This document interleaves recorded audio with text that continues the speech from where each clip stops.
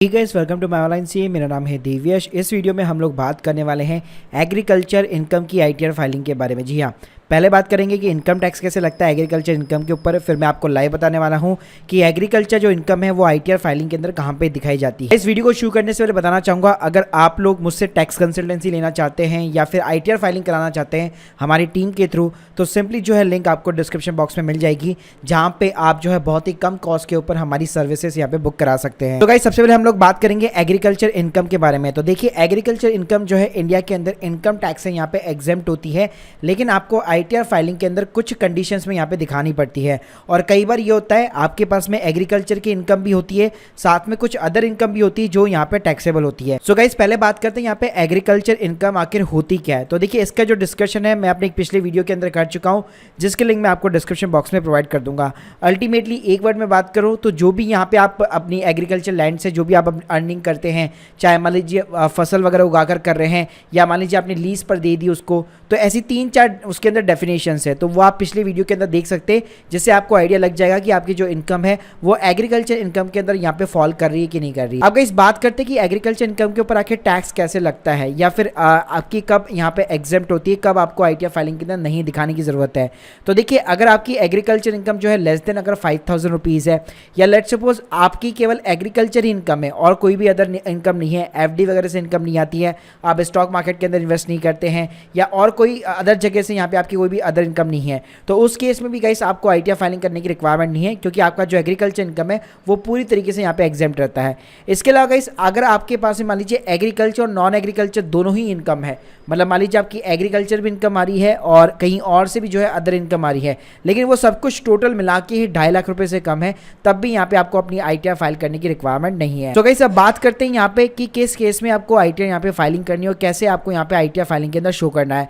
तो देखिए, अगर आपकी agriculture income more than 5000 rupees है, प्लस आपके पास में अदर सोर्सेज से भी यहाँ पे इनकम है, तो उसके ऊपर टैक्स लायबिलिटी यहाँ पे बन सकती है। तो पहले हम लोग देखेंगे कि मेथड ऑफ द कैलकुलेशन क्या है, कि टैक्स यहाँ पे कैसे कैलकुलेट होता है। उसके बाद में मैं आपको नेक्स्ट स्टेप के अंदर दिखाऊंगा कि ये जो चीज़ें हैं जो मैं आपको एक्सप्लेन कर रहा हूँ वो यहाँ पे आपको आईटीआर में कैसे दिखानी है। तो पहले गाइस, मेथड ऑफ कैलकुलेशन की बात करूँ तो आपको 2 चीज़ें यहाँ पे करनी है। पहले आपको टैक्स कैलकुलेट करना पड़ेगा एग्रीगेट इनकम के अंदर, मतलब इसके अंदर आपकी एग्रीकल्चर की भी इनकम आ गई और उसके अलावा जो भी अदर इनकम है वो भी सारी इनकम आ गई, तो सबको ऐड कर लो और उसके ऊपर पूरा एक टैक्स रेट लगा दो।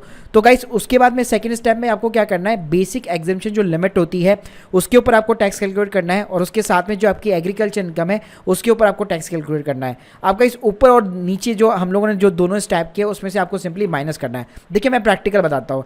जैसे सपोज कीजिए आपकी जो सैलरी की इनकम है वो 4 लाख रुपए है, ठीक है, और 90,000 रुपये आपकी एग्रीकल्चर की इनकम है। अब आपको टैक्स कैसे यहाँ पे कैलकुलेट करना है, तो पहले आपको जो 4 लाख रुपए है, जो 90,000 है, दोनों को ऐड कर लेना, यानी कि हो गया 4,90,000। अब ये 4,90,000 रुपये के ऊपर 2.5 लाख तक तो आपका वैसे एग्जेम्प्ट होता है, और बाकी बचे 2,40,000, तो उसके ऊपर मैंने 5% यहाँ पे टैक्स लगा लिया, तो ये बन गया 12,000 रुपये।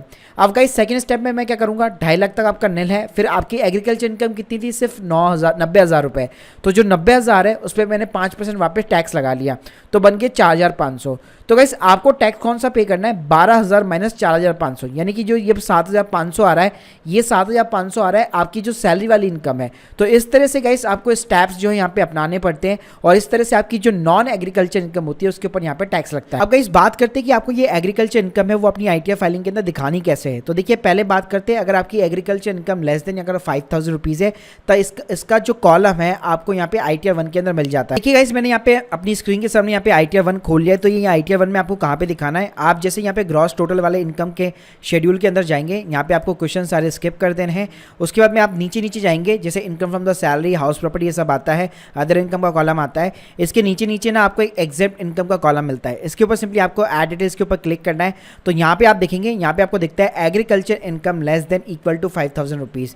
तो अगर आईटीआर 1 के अंदर आप दिखाना चाहते हैं तो लेस देन 5,000 की जो भी एग्रीकल्चर इनकम है वो आप यहाँ पे दिखा सकते हैं, जो यहाँ पे आपकी टैक्स से एग्जेम्प्ट होती है। अगर लेट्स सपोज गाइस, अगर आपकी इनकम मोर देन 5,000 रुपीज़ है, तो ये चीज़ें आपको आईटीआर 2 के अंदर दिखानी पड़ेगी। आईटीआर 2 में गाइस क्या करना पड़ेगा, आपका जो इनकम वाला कॉलम होता है, जब अपनी आईटीआर 2 यहाँ पे प्रोसेस करते हैं तो आपको नीचे यहाँ पे जाना है, यहाँ पे आपको एक शेड्यूल एग्जेम्प्ट इनकम का कॉलम मिलने वाला है, तो इसके ऊपर सिंपली आपको चेक मार्क करना है और उसके बाद में आपको कंटिन्यू करना है। सो गाइस, जैसे यहाँ पे आप शेड्यूल ईआई यानी कि एग्जेम्प्ट इनकम के अंदर जाएंगे आईटीआर 2 के अंदर, तो यहाँ पे देखिए आपको एग्रीकल्चर इनकम का यहाँ पे टैब मिल जाने वाला है।